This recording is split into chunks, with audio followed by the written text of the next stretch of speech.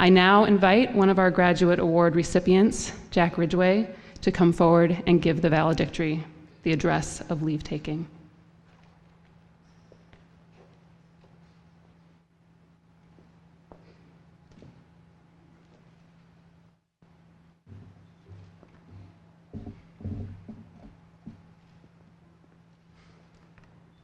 Ms. Schmitz, Justice Dietzen, Deacon Brewer, members of the faculty and staff, parents, family members, friends, benefactors, and guests, on behalf of the class of 2018, thank you for coming today to celebrate the end of a long journey. To faculty, thank you for spending so much time giving morning prayers, guiding us through the curriculum, and always being willing to converse with us after class when we wanted to pursue an idea further. To friends, thank you for being with us to celebrate the good times, support us through our difficulties, and always comfort us during moments of great loss. Finally, to our parents, thank you so much for allowing us to attend Trinity, for your love, for your sacrifices, and for all the time you gave us over the past years to make this journey possible. I would also like to thank the parents of the international students in particular for sending their children to Trinity. They have enriched our time together. 我也要在这儿特别感谢那些中国学生的家长们，因为他们让他们的孩子来上我们的学校，而这些中国学生们真的丰富了我们在 Trinity 的学习经验。My apologies to the Kim family. I have not yet learned Korean.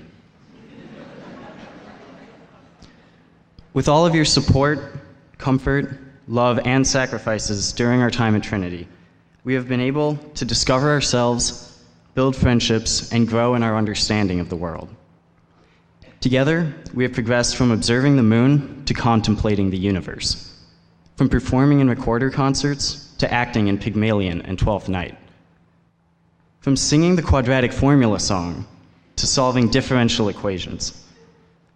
We have competed as a team, sung as an ensemble, performed as a cast, and now, to conclude our time at Trinity, we graduate together as one class. We head off on our different paths, some remaining in Minnesota and others stretching as far as California or Vermont. Whether firefighting or pursuing a degree in marine biology, we will all experience a very different culture in our new environments. One in which learning may seem suffocated by concern for the numbers on a completed test, resume, or paycheck. Although sometimes this new culture may distract us, we have learned at Trinity that God calls us to a higher standard of life. We know that the human experience involves more than just a pursuit of wealth or a high GPA. We must strive to have a positive effect on the world, to build God's kingdom each in our own way. God calls us to our different roles in life, and we must discover what these roles are. We have learned about the joys and pains of the human experience. In world issues, we have researched the social, political, and economic difficulties around the world. And yet, despite the problems, we bear witness to the beauty both in nature and in arts. We have prepared to live as God's servants, and now we must act. I'll do my best to expand on this theme over the next 2 hours or so. Now, I'm not a preacher, but I would like to remind you of the parable of the talents. Jesus lays out a narrative describing a master who, before going on a journey, gives 3 servants each a sum of money according to the servant's ability. The master expects a return on his investments, so the 2 servants with greater sums use their trading skills to double their portions. But the 3rd servant, out of fear for his master, buries his talent and receives no profit. When the master comes home, he inquires into the success of each servant. He receives the 2 productive servants with joyous praise, and because of their success in a small deed, he gives them greater responsibility. However, he responds to the fear of loss of the 3rd servant with admonition. The 3rd could have at least put his talent into a bank so as to receive interest, but he did not even do the bare minimum. Therefore, the master takes back the talent and throws the lazy servant into the outer darkness. We have been blessed with our education at Trinity. Let's not waste it. Naturally, a question arises. How will we know what God is calling us to do? Many of us have decided on a major, but even if you're still uncertain, don't worry. The confident ones probably aren't right either.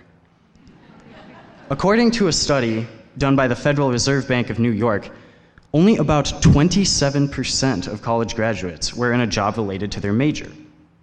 That does not mean we should give up on following our passions or waste years of expensive tuition constantly pursuing a new major, but it does suggest being open to other possibilities. During our time at Trinity, many of us have uncovered interests in music, biology, or literature that as a child we never would have foreseen. I, for one, was not a reader until I came to Trinity. I would much rather have been kicking a soccer ball or playing video games.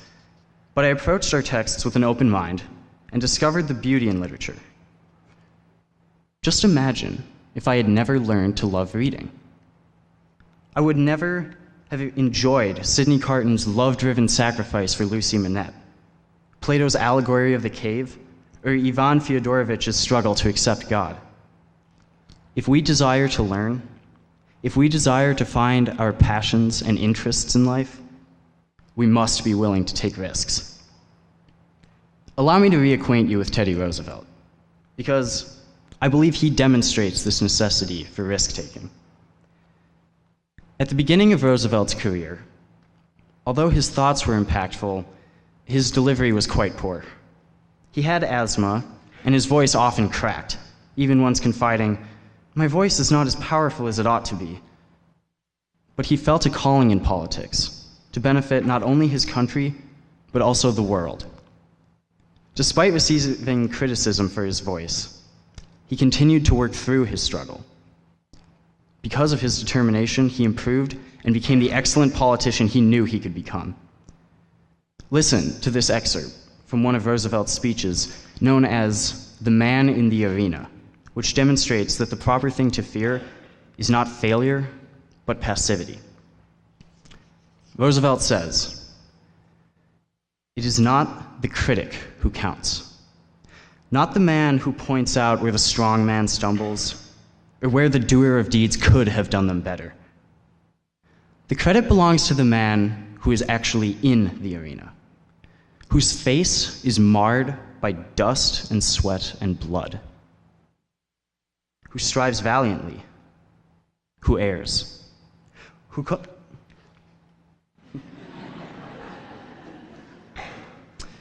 comes short again and again, because there is no effort without error and shortcoming. But who does actually strive to do the deeds? Who knows great enthusiasms, the great devotions? Who spends himself in a worthy cause? Who at the best, in the end, knows the triumph of high achievement, and who at the worst, if he fails, at least fails while daring greatly, so that his place shall never be among those cold and timid souls who neither know victory nor defeat." The difficulty and beauty of risks is in their uncertainty. In athletics, every time we step onto the field, the court, the mat, the uncertainty of outcome is what makes the game exciting. Sometimes we face opponents that, by all reason, we should not be able to defeat. But what really gives athletic competition its excitement is the tantalizing possibility of overcoming a Goliath of an opponent, when we face a challenge all in and do our best to triumph. Involving ourselves both physically and emotionally, when we risk being heartbroken to achieve something great. Those are the moments we love. We must also take risks to develop our skills in the various arts. At Trinity, we all have the pleasure of drawing and painting, playing recorder and piano, singing, and performing in different plays. We could shy away from the difficulty of producing beauty and never attempt to develop in the different arts. But the truly beautiful times are when we try ambitious pieces, when we step outside our bounds to strive for excellence, when we do the unexpected, like Chen giving his magnificent monologue as the priest in Twelfth Night. We achieve excellence by taking on new challenges and striving to do our best with them. Academically, we can take risks as well. With regards to reading, we can never be certain that we will enjoy a piece of literature, but we give the book our time to find out. We entertain the viewpoints of secular philosophers because we want to explore their ideas of truth and give them a chance to speak. Trinity teaches us 4 years of Latin, and while we build the grammar, we might enjoy it, but most of the payoff comes in our sophomore year when we translate original texts. We put in a lot of time studying Latin without guaranteed results, but we risk the time for the possible enjoyment of translating Caesar's Conquests or the Aeneid. In fact, most of education is a risk. Aristotle states, "The roots of education are bitter, but the fruit is sweet."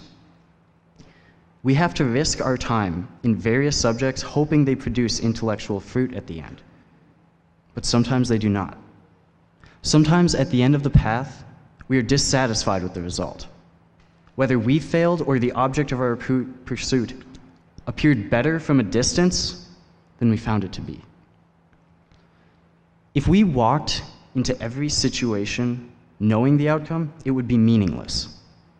Anticipation of an unknown result produces excitement, whether it be taking a course for the fun of it, studying abroad, showing vulnerability to a new friend, or standing up for the truth.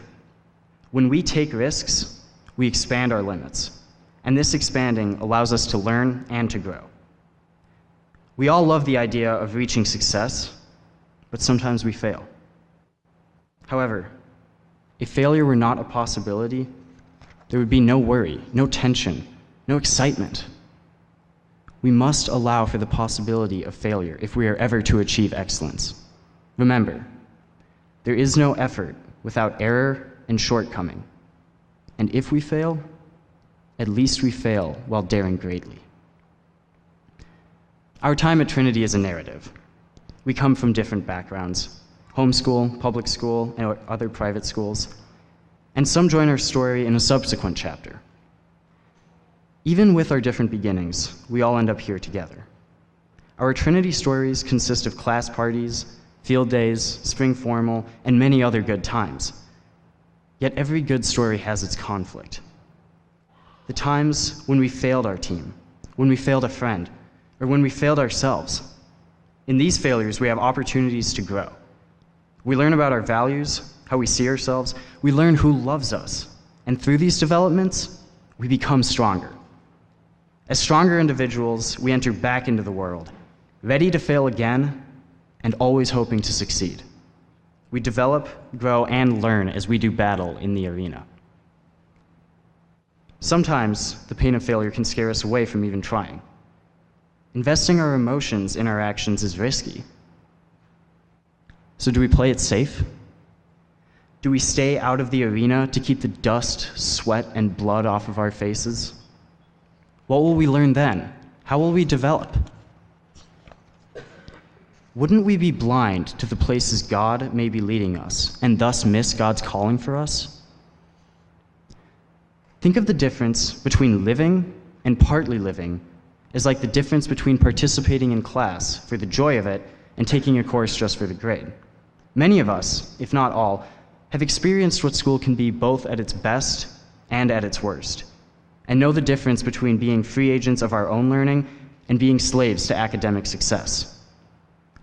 If we're preoccupied with acing the test, whether in school or in life, we're not really risking anything of our own. And so whether we succeed or fail doesn't really matter in terms of what really is important. We can shine in the world as risk takers who accept failure and rejoice in success. God gives us chances to experience various aspects of life, to discover our passions. We must embrace these chances to be ready for God's calling whenever it comes. As we part today and prepare for what lies ahead, may God bless each of you as you enter your arena.